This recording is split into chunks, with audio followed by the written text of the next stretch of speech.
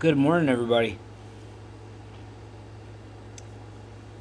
So, I want to tell you a story about a very surreal time in my life. This is when life just really got real. And I made an immense amount of changes in my life. Immense.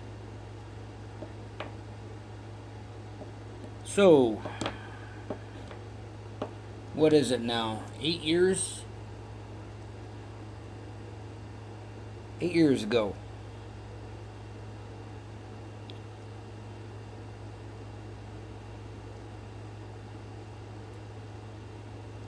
I started getting really dizzy. Like it was crazy dizzy. Crazy. And I thought it was just sleep deprivation because I had been working a lot of hours. I've been working my butt off, doing what I got to do, taking care of things, right?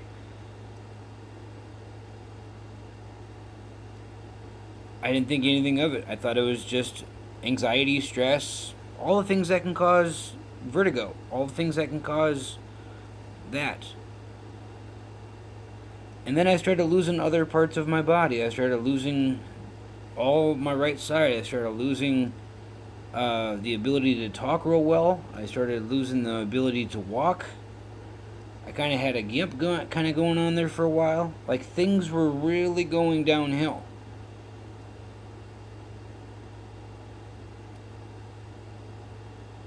And so I called up a friend of mine and I said, "Man, there's something going on. I need to get myself to the hospital like right now. Something is not right." And so he took me to the hospital, and my primary care is the VA. So I had to go all the way up to the VA hospital, which was an hour and a half from where I'm at. The actual hospital, not a clinic, but the actual hospital itself. And so I'm sitting in there.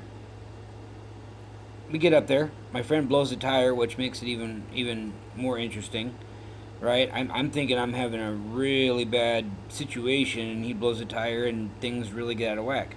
But eventually, I get up to the hospital, and I'm sitting in there, and they're running vitals, and they're taking tests, and taking blood, and taking urine, and they're trying to figure out what's going on and why I've suddenly lost my right side. My initial thought was I'm having a stroke, right?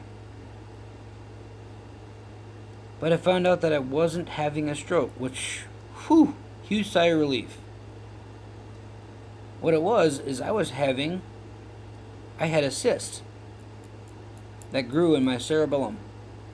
For all you who don't know, the cerebellum is your control panel for your whole body. It controls your speech, it controls your ability to move, everything. Everything. That is your control panel. So think of the cerebellum as your motor to the car, right?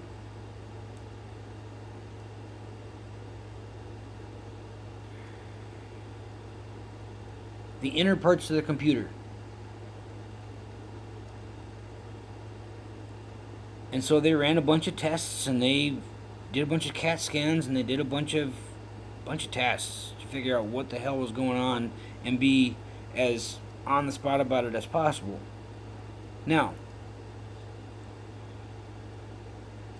they got it figured out, and it was growing on the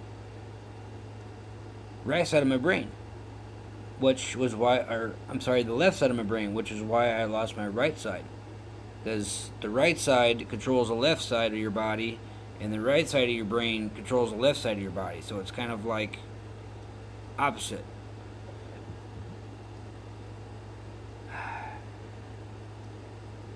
So they put me on steroids, medical steroids, for about 2 months. About 2 months later, I went in, had the surgery, got it taken out. But before I went in, I was literally behind a walker because that is how bad that it had gotten over a short period of time. I had a 2 centimeter in diameter cyst when they found it, and when they pulled it out, it was 3.5. So instead of the steroids taking it away or making it smaller, it actually helped it grow. It was progressive. It was a progressive cyst, but it was benign. So that was, awesome, right?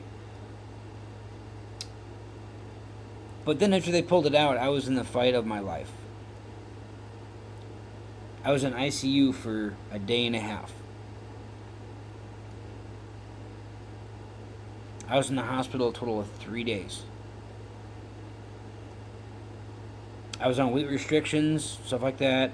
I got home, right? People brought me home. I was safe, all that. But that's when the real fight began. And I realized that I really didn't have anybody that's going to help me through this. So I have to be Johnny on the spot with this thing. I can't let this thing get me. I cannot let it conquer me. So this is when all my military training came into play. Every bit of it. When my doctor said, get yourself out and get walking, I got walking. I started off at a block, and then 2, and then 3. And it hurt like the blazes. But I got out there. I got up to a mile. Then I got up to 2. Then I got up to 3.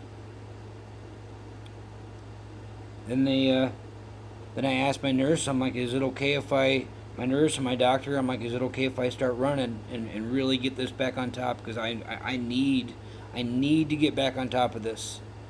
I don't have a shot chance in hell. Because I stood an 85% chance of not making it off the table. So I already had the odds stacked against me.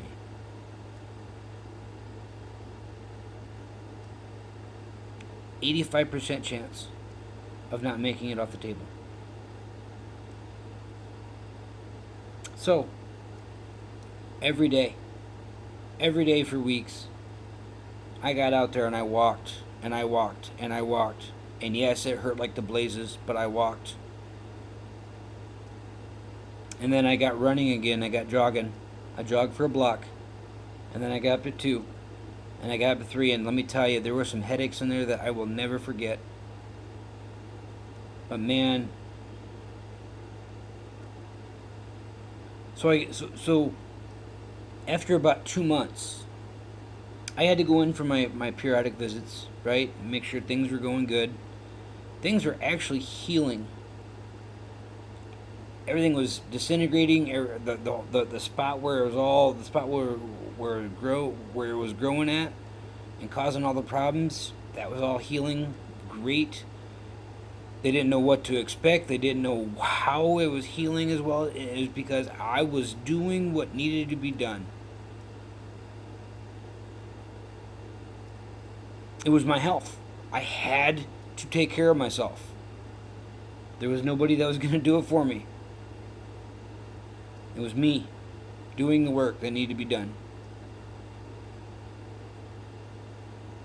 Here a couple years ago,